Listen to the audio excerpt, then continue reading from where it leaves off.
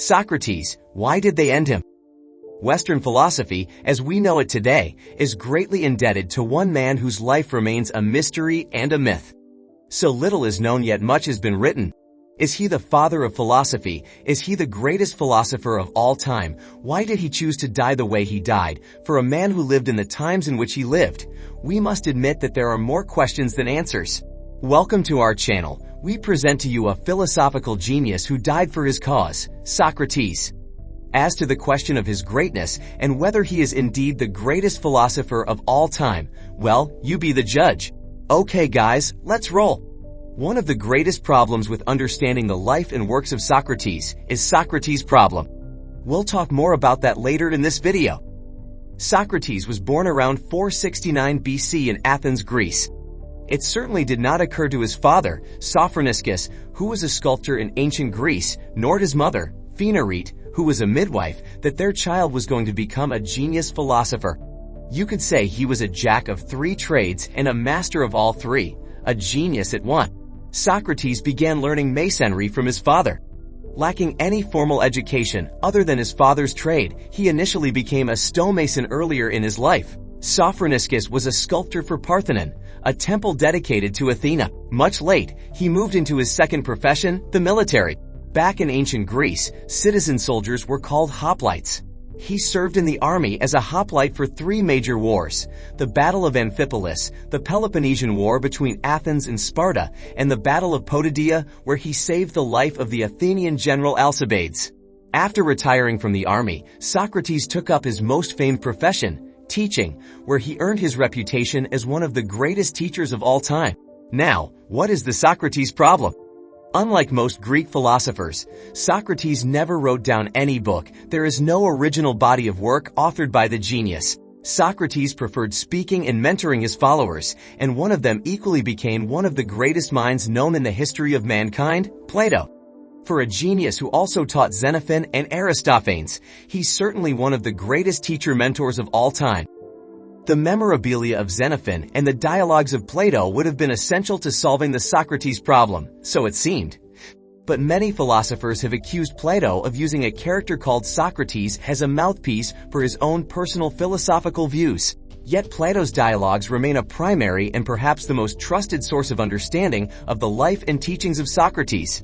So do you think this accusation of Plato fronting his views in the disguise of Socrates could be true? Let us know in the comments down below. As a teacher in his later years, Socrates began to explore the subject of philosophy. He began to spend much of his time thinking, much to the disgust of his wife, but something was brewing in the mind of a genius. He sought to unravel how people should behave, what was deemed appropriate, and why, morality if you like. The subject of morality would later become a bedrock for Western philosophy. Socrates bemoaned that justice should prevail regardless of social status. Many youths and even scholars started to build around Socrates' followership. Unfortunately, his enemies were also growing. Socrates had a very humble opinion about himself and an enigmatic personality, a combination that was quite difficult to resist and a nightmare for politicians. When you look at many geniuses in many other fields, you may find that they have this in common. Socrates would discuss societal issues, current affairs, and political matters. But his method of seeking wisdom made it more interesting. The Socrates or Mayeutic method. Socrates posed questions to his followers and discussed possible answers with them. He would always tell them that he knew nothing, that he never had answers to all questions, and that he was always open to learning. One of his famous quotes was, "I know that I know nothing." This quote was an admittance of his willingness to learn and an invitation to others to learn. More questions led to more answers and more understanding of whatever subject he was discussing. Other times, Socrates used dialogue to challenge the ideas of his questioners, which led them to reevaluate their ideas and refine their views, a frustrating concept for many. This epic methodological sequence of exploring knowledge is today known as the Socratic or Mayeutic method, accredited to the genius himself. In a city of intellectuals, Socrates was fast becoming the wisest man in Athens. According to one of his finest sons, Plato, Socrates' physical appearance was the only reason he wasn't considered an Athenian Greek god.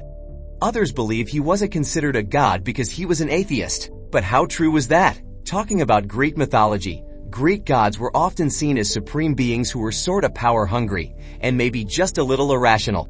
This belief drove the concept of offering sacrifices and ceremonious rituals to appease their gods. Socrates, on the other hand, believed just the opposite. He believed the divine to be kind, authoritative, wise, and rational. You could say Socrates believed the gods to be superheroes, while Greeks popularly regarded the gods more like villains. He often mentioned to his followers that he was guided by daemon, a divine spirit or oracle that spoke within him with an inner voice. A concept very strange to Greek mythology.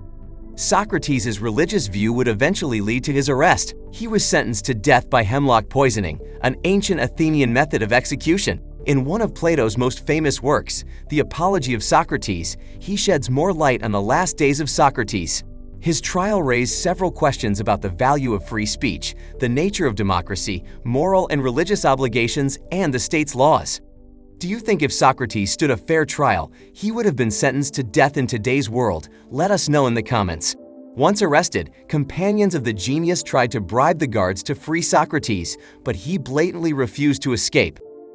He said he was never scared of death and would not be a true philosopher if he had escaped.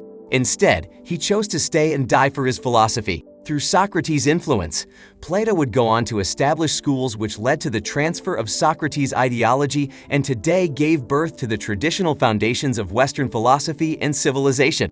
Socrates taught Plato, and Plato taught Aristotle. Aristotle taught Alexander the Great, a genealogy of greatness.